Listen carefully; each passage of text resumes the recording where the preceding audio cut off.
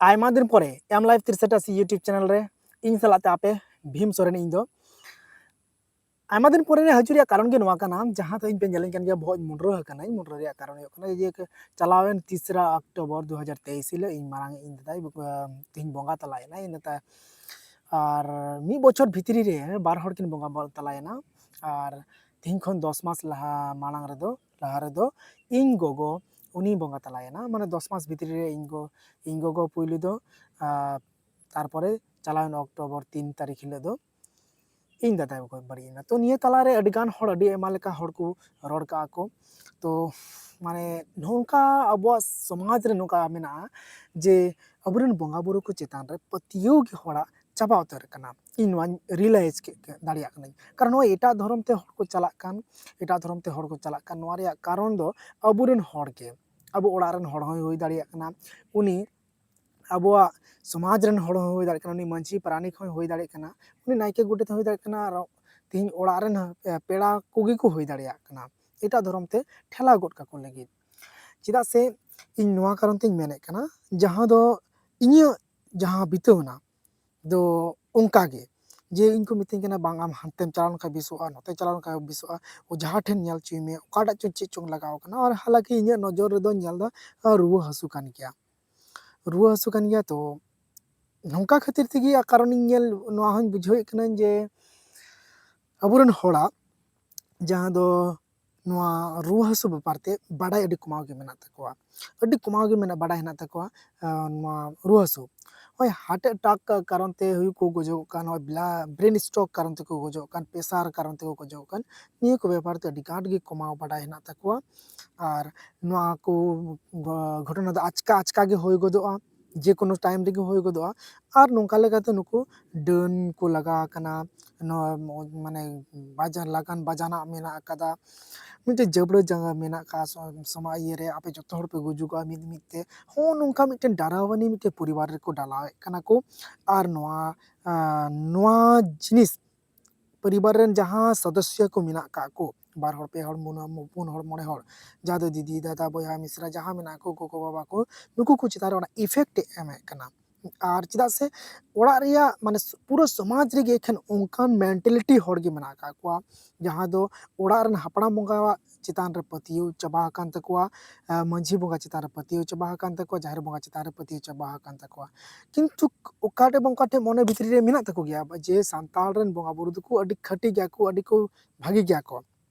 पतियो मेना तकोआ मेनके एंते रे हो जखन रुवा हसु हुयुगोआ ओड़ा रे जखन नोंका बाबार हड़ को गजोका को से नोंका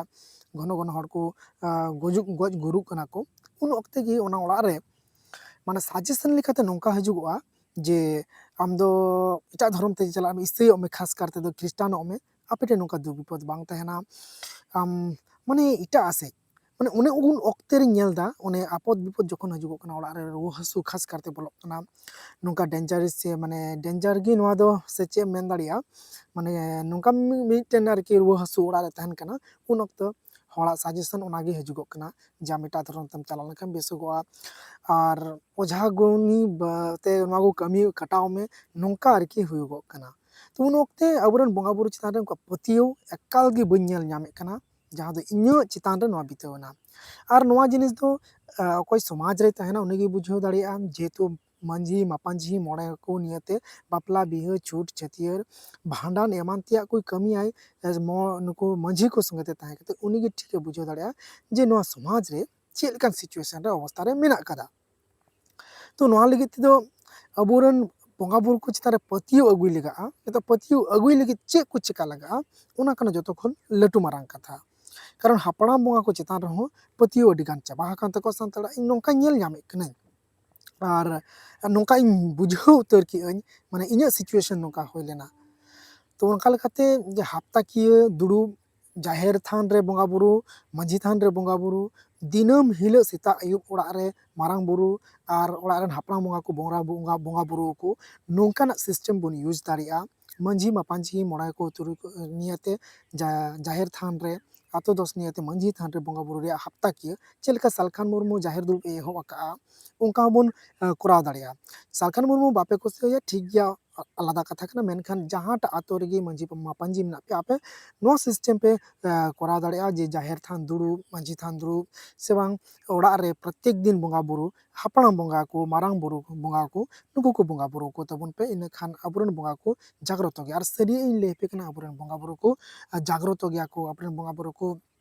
माने को ᱧᱮᱧᱮᱞ गया को अबुरन बोंगा बुरु और अबुआ ध्यान को दोहय गया को रुआ हसु धरती रिया मिटन अंशो कना नि जीवी रिया हो मिटन अंशो कना साहेत रिया हो धरती रे मनमी तीसो जीवियान जियली तीसो को तैयार कना उन लगे रुआ हसु हो तैयार कना और नोआ कारण तेगी आचका आचकाते बोरन हर को गजो गया को चलेका ब्रेन स्ट्रोक होइना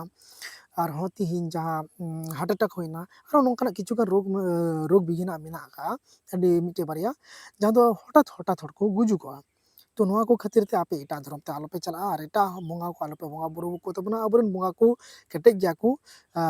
सचेतन गया को सजग गया को जागवार गया को अबरन बोंगा को अबरन हापड़ा बोंगा अबरन मारांग बुरु अबरन मांझी बोंगा अबरन जाहेर बोंगा को जाग्रत गया को ओनाते अबरन बोंगा बुरु गे बोंगा बुरु को तबन पे एटा धर्म ते आलोपे चला तबना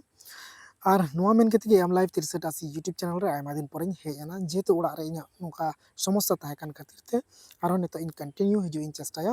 अबुआ नोआ एम लाइव 63 यूट्यूब चैनल रे मा एनखान अबुआ समाज रे अबुआ आतो रे अबुआ ओड़ा रे नोंका गे बोंगा बुरु को चेतान रे जाते जतो हर मिलाव कते ध्यान धारणा बन दोहय मा आर बन कमी मा नोआ गे इन पास्टा सन खन इन कथाñ दोहो कदा आपे को लगिन और मा एनखान बिस और नापाया चे पे बुझो क्या पे कमेंट करते ले पे ढेर खन शेयर तबन पे निया वीडियो नवा के खान पे सब्सक्राइब करता बन पे मा एनखान मारांग बुरु हिरलो।